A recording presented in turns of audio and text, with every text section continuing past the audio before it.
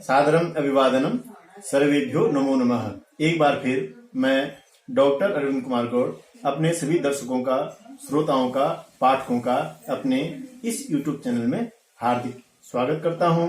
और आज हम हिंदी व्याकरण का एक और विषय वस्तु लेकर के आपके साथ विस्तार से चर्चा करेंगे। वो विषय है वाक्य के भेद। रचना के आधार पर वाक्य के भेद। रचना के आधार पर वाक्य कितने प्रकार का होता है, इस पर विस्तार से चर्चा करेंगे। आशा करता हूं आप लोग ध्यान से देखेंगे और आपका जो अर्जित ज्ञान है, जो संचित ज्ञान है, निश्चित रूप से उसमें वृद्धि होगी। और अच्छा लगेगा तो शेयर करें और सब्सक्राइब करना न भूलें, क्योंकि जो हमारे आने वाले जो नेक्स्ट वीडियो हैं, जो अनेक जानकारियों से भरे हुए हैं, उनकी जानकारी आपको ऑटोमेटिक मिल सके। रचना के आधार पर वाक्य के भेद। रचना के आधार पर वाक्य के 3 भेद होते हैं। रचना मतलब उन वाक्यों की रचना किस प्रकार से, वो किस प्रकार से लिखे गए, किस प्रकार से बोले जा रहे हैं, उनकी प्रकृति को देख करके हमने वाक्यों का वर्गीकरण यहाँ पर करना है।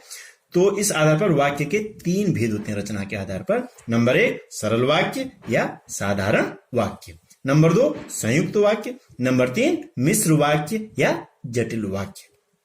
सबसे पहले है सरल वाक्य या साधारण वाक्य। नाम से ही स्पष्ट हो रहा है सरल वाक्य या साधारण वाक्य। देखिए, जिन वाक्यों में एक ही क्रिया होती है, अर्थात जिन वाक्यों में एक उद्देश्य और एक विधेय होता है, उन्हें सरल वाक्य कहा जाता है। अर्थात एक क्रिया वाला जो वाक्य होता है वह सरल वाक्य होता है।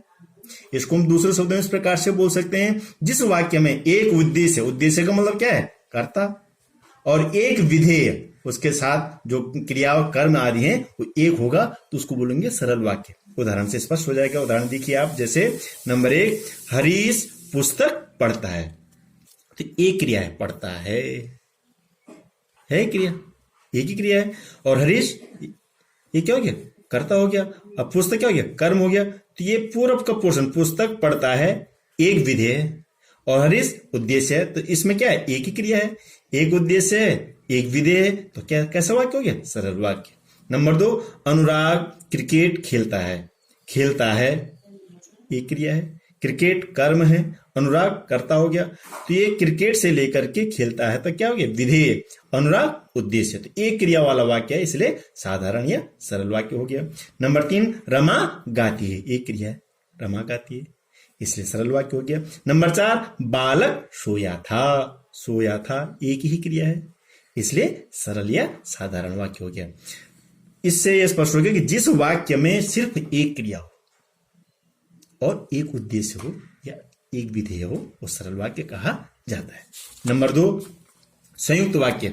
जिन वाक्यों में 2 या 2 से अधिक मुख्य तथा स्वतंत्र उपवाक्य होते हैं, अर्थात जिन वाक्यों में 2 या 2 से अधिक सरल वाक्य योजकों, कौन है वो योजक, यहां बता रहे, और, एवं, तथा, या, अथवा, इसलिए, अतः, फिर भी, किंतु, परंतु, लेकिन, पर आदि से जुड़े हों, इतने योजकों से जुड़े हो, एक वाक्य दूसरे वाक्य से इन योजकों के माध्यम से जुड़ा हुआ हो, उन्हें संयुक्त वाक्य कहते हैं। क्या होगा, दोनों सरल साधारण वाक्य होंगे, और दोनों साधारण वाक्य किसके माध्यम से जुड़े होंगे, इन योजकों के माध्यम से जुड़े हुए होंगे। तो जहां पर हम ऐसे वाक्य देखेंगे, उन वाक्यों को संयुक्त वाक्य कहेंगे। जैसे नंबर 1 सुरेश हरिद्वार गया और गंगाजल लाया। 2 वाक्य हैं साधारण, सुरेश हरिद्वार गया, एक क्रिया है, गंगाजल लाया, एक क्रिया है। इन दोनों वाक्यों को कौन जोड़ा है, और। तो जहां पर इन योजकों के द्वारा 2 सरल वाक्यों को जोड़ा जाता है, उनको क्या बोलते हैं, संयुक्त वाक्य बोलते हैं। नंबर 2 मधुर बोलो पर असत्य मत बोलो। 2 साधारण वाक्य, मधुर बोलो क्रिया है, असत्य मत कहो, एक क्रिया है। एक वाक्य हो गया असत्य मत कहो, दूसरा वाक्य मधुर बोलो, पर इनको जोड़ने वाला काम कौन कर रहा है, पर। तो 2 वाक्यों को, 2 उपवाक्यों को पर जो योजक है जोड़ रहा है, इसलिए क्या हो गया, संयुक्त वाक्य हो गया। नंबर 3 उसने बहुत मेहनत की पर सफलता नहीं मिली। उसने बहुत मेहनत की, एक वाक्य हो गया, सफलता नहीं मिली दूसरा वाक्य हो गया। इन 2 सरल वाक्यों को पर जो ये योजक है ये जोड़ रहा है, कैसा वाक्य हो गया इस कारण से? संयुक्त वाक्य हो गया। दोनों वाक्यों को आपस में यहां पर पर शब्द जोड़ रहा है। नंबर 4, वह आ रहा था लेकिन बरसात के कारण नहीं आ पाया। वह आ रहा था एक वाक्य हो गया, बरसात के कारण नहीं आ पाया दूसरा वाक्य हो गया। अब इन दो वाक्यों को कौन सा योजक जोड़ रहा है? लेकिन। दो जो वाक्य हैं यहां पर, दो जो उपवाक्य हैं, इन उपवाक्यों को लेकिन शब्द जोड़ रहा है, इसलिए यह वाक्य क्या हो गया? संयुक्त वाक्य हो गया। इस प्रकार से हमें अन्य उदाहरणों में भी संयुक्त वाक्य की पहचान करनी चाहिए।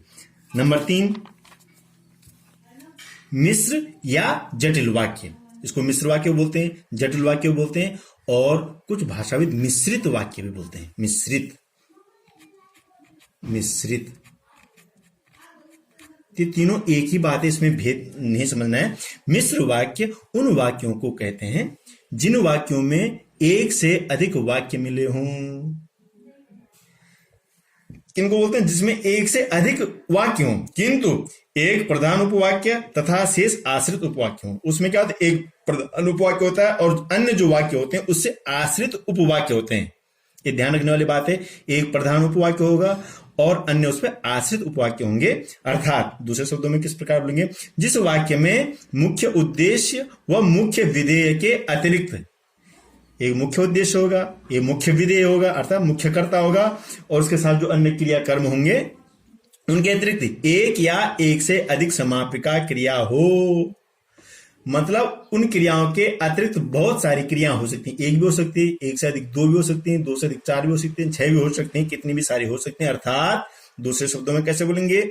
जिन वाक्यों में एक प्रधान मुख्य उपवाक्य हो और अन्य आश्रित गौण उपवाक्य हो तथा जो आपस में कि, जो, क्योंकि, जितना, उतना, जैसा, वैसा, जब, तब, जहां, वहां, जिधर, उधर, अगर, यदि, यद्यपि, तथापि आदि शब्दों से मिश्रित हों, मिले जुले हों।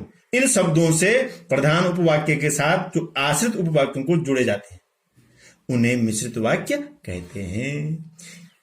थोड़ा सा ध्यान दीजिए, एक प्रधान उपवाक्य होगा और उससे आश्रित अनेक उपवाक्य होंगे। क्लियर? और वो जो आश्रित उपवाक्य हैं वो किन शब्दों के माध्यम से प्रधान उपवाक्य से जुड़े होंगे? एक बार मैं फिर दोहरा रहा हूं। कौन शब्द हैं? कि, जो, क्योंकि, जितना, उतना, जैसा, वैसा, जब, तब, जहां, वहां, जिधर, उधर, अगर, यदि, यद्यपि, तथापि। इसके अतिरिक्त बहुत सारे शब्द हैं, ये उदाहरण के लिए ही कुछ यहां पर दिए हुए हैं, तो उनको मिश्रित वाक्य कहते हैं। आगे उदाहरण देखिए, उदाहरण से स्पष्ट हो जाएगा। अर्णव जानता है कि कल उसे स्कूल जाना है। देखो मुख्य वाक्य है, अर्णव जानता है। अब क्या जानता है? इससे रिलेटेड, इस पे आश्रित वाक्य क्या जानता है? कल उसे स्कूल जाना है। तो ये हो गया आश्रित उपवाक्य, ये हो गया मुख्य उपवाक्य। तो ये इस पे आश्रित है। मुख्य उद्देश्य ये है, मुख्य विधेय ये है, लेकिन समापिका क्रिया क्या है? स्कूल जाना, जानता है, जाना। इस अन्य समापिका क्रिया इसमें है।